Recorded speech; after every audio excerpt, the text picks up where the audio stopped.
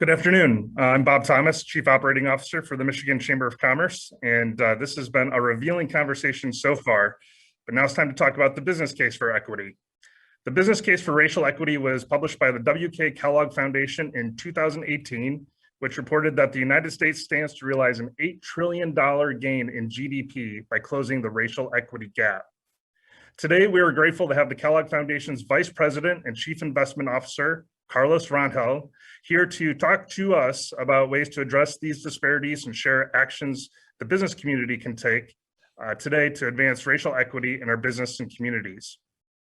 Carlos, this is a huge window of opportunity and a timely one at that.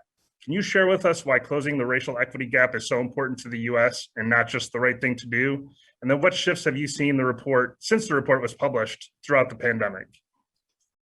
Bob, it's a pleasure to share the Zoom stage with you, and many thanks to the Chamber for the invitation to such an engaging event.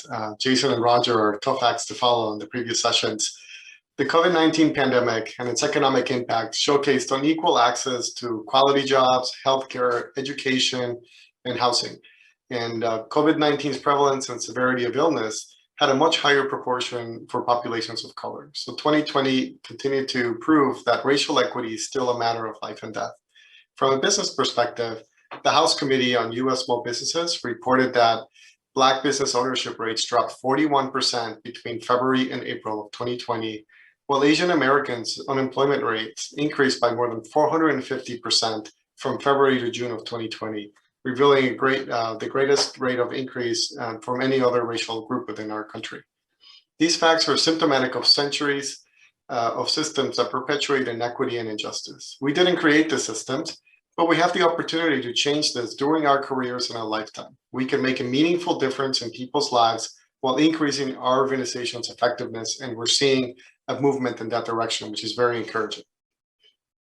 Advancing racial equity requires an intentional shift in our systems and a critical look at how our organizations do business, not just on the operation, but with all of our stakeholders. How would you recommend businesses build relationships and trust to move forward?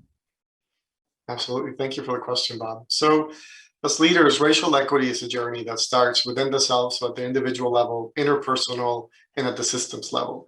Colleagues, consumers, and communities can tell when we authentically walk that talk. And advancing racial equity is not just a matter of social justice, it's a strategy for economic growth.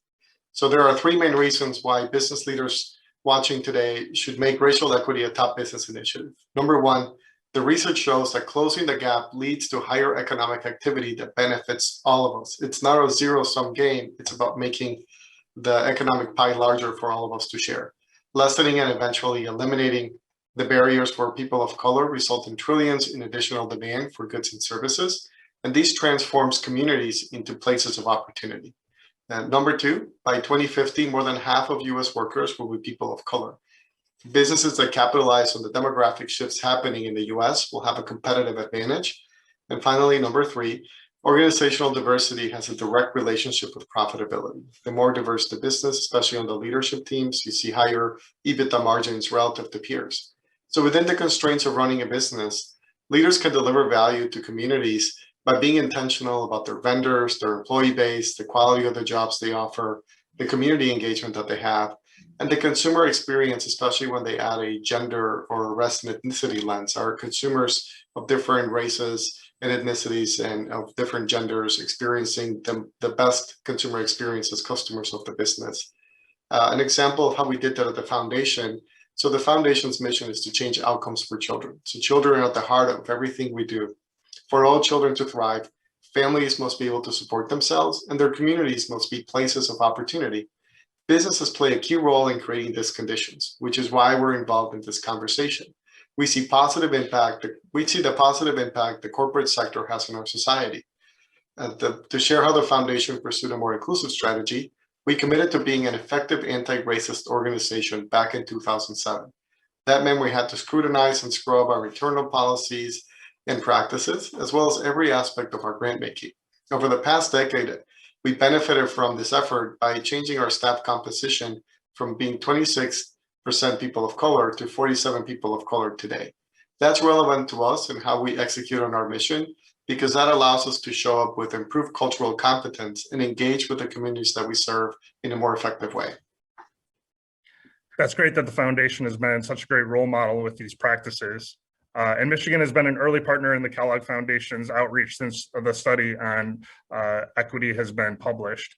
Can you tell us a little bit more about how you're sharing those findings from that study and research with others across the country? Absolutely. So in 2020, we started the Expanding Equity program, which is to support companies that want to implement best practices when it comes to racial equity inside of their businesses. The program so far is a learning community that's structured through workshops. At this moment, it includes over 50 companies employing nearly 4 million people. And the focus is on best practices regarding recruiting, creating a culture that fosters a sense of belonging, has fair promotion practices, and it looks at the role the company plays within their ecosystem. We also share the foundation's racial equity journey on a detailed case study on our website. This past year has been a turning point for many organizations in how they see and act on issues of diversity, equity, and inclusion outside of race, and especially in hiring. What's your opinion of how the business community responded, and what do you see its role is in beyond the first step of hiring people of color? Absolutely. So I'm inspired by the response that the business community had to the tragic events of the pandemic. So the murder of George Floyd, among other well-documented high-profile murders of African Americans, and the rising hate crimes against Asian Americans. So we as business leaders are no longer outsourcing this racial equity work to the government and nonprofits. We're all part of the solution, and the business sector excels at solving different problems. So for this to be a long-term authentic commitment, we must ask ourselves, how do I change the climate within my organization and bring diverse perspective to the decision-making table? So finally, what I'd just like to say is the foundation strives to change outcomes for children. And we realize that the best catalysts for change are the leaders willing to be catalysts for change. If that's you, consider us a fellow traveler in your organization's racial equity journey. We'd be happy to engage with you on this important work. Thanks, Carlos. There's a lot of work to be done to help others understand the issue and to help close these systems for good. Thanks for all of your contributions. Thank you, Bob.